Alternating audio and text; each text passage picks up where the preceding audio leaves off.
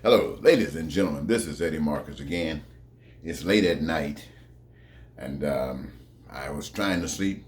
I heard some references about the white power structure, the what they call the hate groups that's out in America today, and it kind of got my attention, and I wanted to focus on that a little bit. I think it needs a little bit of commentary that is being denied for one reason or another, and that is basically this, ladies and gentlemen. I want us to settle down.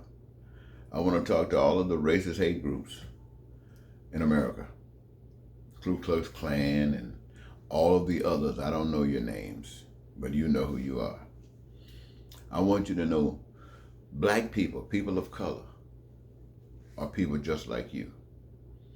And I'm a man just like you. But I want to speak to you right now. I want you to know that I understand as a social scientist and as a man that have a connection with the Heavenly Father. I understand how you feel the way that you do feel. I understand that you were taught to feel just like you feel. People of color, I hope you're listening to me too. White people were treated special.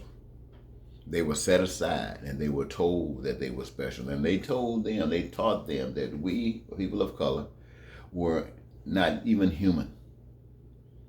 They taught them that we were less than human. They taught them to fear us, to never have anything to do with us. This is their indoctrination. This is their indoctrination to life. And I know what that's like, ladies and gentlemen. I grew up in America around this kind of stuff, just like many of you. I was indoctrinated. I was afraid of natives.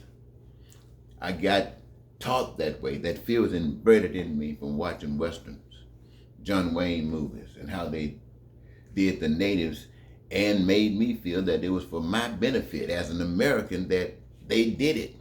Because they did it, now I have a place to stay.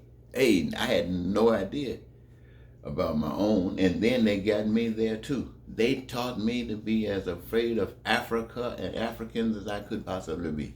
I was so afraid of Africans. How did they get me there? Tarzan had me thinking that black people walk around with horns with bones in their nose, running around, hit through the weeds and stuff. Scared the hell out of me. So I know, until I got the truth, I was afraid of the natives until the truth. I was afraid of Africa and Africans until the truth. And white people who are haters, they are afraid of us, and they are going to be afraid of us until they get the truth. Now here's the truth. By them being in a position of privilege, they don't understand how to have compassion for one another. They never had to share it. But we who have had to suffer for mostly all our lives had to come up at the bottom. We know pain and suffering all the way. And since we know pain and suffering, we are going to rise up and let the power of love live in us that will teach white people that their game is over, but ours is just beginning, and ours is not the same as theirs. We know pain and suffering, so we don't wish pain and suffering on anybody. In fact, it is our duty and our responsibility to make sure that each of us as Americans have, you hear me, needs, wants, and desires met. That is our duty as people that's changing America, that's going to teach white people what love is. Ones that have suffered, people of color, going to teach the privileged, the ones who were willing to put their guns and ready to kill us like flies just to have their way because they've been taught that, ready to put on their armaments, ready to load up and say, here's a nigger, and shoot. And now we're ready to show them love. You see, people of hate don't understand. But I do want to also say, and a warning to all people of hate who just don't want to have anything to do with people of color, and regardless of what. We have learned that you got the guns. Black people don't have any guns. We got some stuff, but compared to what you got, we got nothing. In fact, when it gets down to it, you really got the military armaments behind you. And so We recognize that. So we're not reaching out, racing to have a war with you. We protest. And you get upset with us and you shoot blank bullets or pepper spray and tear gas at us. We know you don't care about us. So we know what you'll do to us. But in that process, we did learn what you do care about. You care about your stuff. So if a war breaks out between the haves, you, the privileged, between the have-nots, people of color, you shoot the bullets. The places turn to places like Beirut. So at the end of the day, if there's anyone remaining, you with a gun, and he over here with a whatever they used,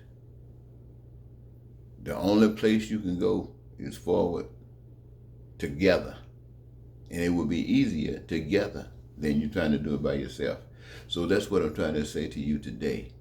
It is easier to do it together than it is trying to keep it divided. White people, you're not due anything special. You were lied to. You were lied to by the formers of this nation. They told you a lie. They taught you to abuse a race of people. And if you had any love in you, you would be ashamed of yourselves.